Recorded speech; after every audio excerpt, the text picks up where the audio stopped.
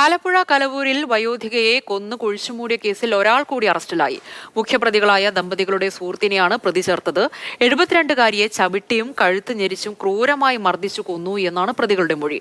ഇതിനു മുൻപും പ്രതികൾ സുഭദ്രയെ കൊല്ലാൻ പദ്ധതിയിട്ടെന്ന് ആലപ്പുഴ SP പറയുന്നു.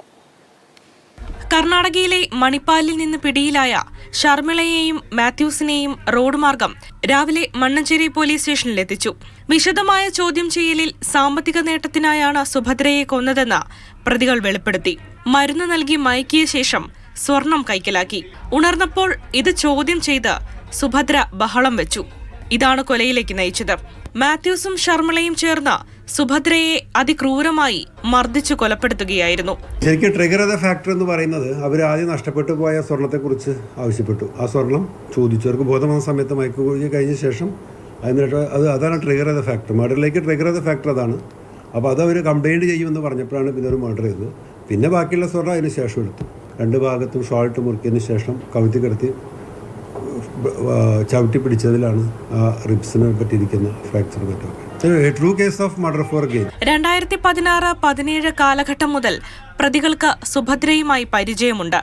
2 മാസം മുൻപ് കടവന്ത്രയിൽ വെച്ച് സുഭദ്രയെ കൊലപ്പെടുത്താൻ പ്രതികൾ പദ്ധതിയിട്ടിരുന്നു.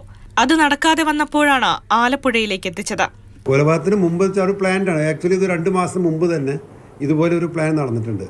പക്ഷെ അന്നെന്തോ വന്ന സമയത്ത് അവരിത് ചെയ്യാതെ പോയതാണ്. കടവന്ത്ര വീട്ടിൽ പോയിട്ട് ഒരു ശ്രമം അവിടെ ചെയ്യാൻ നോക്കിയിട്ടുണ്ട്. പക്ഷെ അത് നടക്കാത്തത് കൊണ്ടാണ് പിന്നെ അവർ ഒന്നുകൂടി സൗകര്യമായ സ്ഥലം ഇവിടേക്കാണ് ഷിഫ്റ്റ് ചെയ്തത്.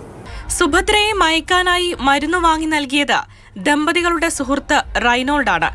എന്നാൽ ഇയാൾക്ക് കൊലപാതകത്തിൽ നേരിട്ട് പങ്കുണ്ടോ എന്ന് വ്യക്തമല്ല. കുഴിവെട്ടിയ മറ്റൊരാളും അന്വേഷണ സംഘത്തിന്റെ നിരീക്ഷണത്തിലാണ്. കൊലപാതകത്തിന് ശേഷം ഉടുപ്പിയിലേക്ക് കടന്ന പ്രതികൾ ഇടയ്ക്ക് നാട്ടിലെത്തിയിരുന്നു.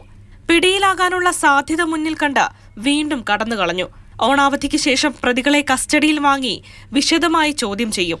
കൊച്ചി കടവന്ത്ര സ്വദേശിനിയായ 72-കാരിയുടെ മൃതദേഹം കഴിഞ്ഞ ദിവസമാണ് കലവൂർ കോർത്തശ്ശേരിയിലെ വീട്ടുവളപ്പിൽ കുഴിച്ചിട്ട നിലയിൽ കണ്ടെത്തിയത്. മാത്യൂസും ഭാര്യ ഷർമിളയും വാടകയ്ക്ക് താമസിച്ചിരുന്ന വീടിന്റെ പുറകിലെ കുഴിയിൽ നിന്ന് ലഭിച്ച മൃതദേഹം ജീർണിച്ചിരുന്നു. മാതൃഭൂമി ന്യൂസ്, ആലപ്പുഴ.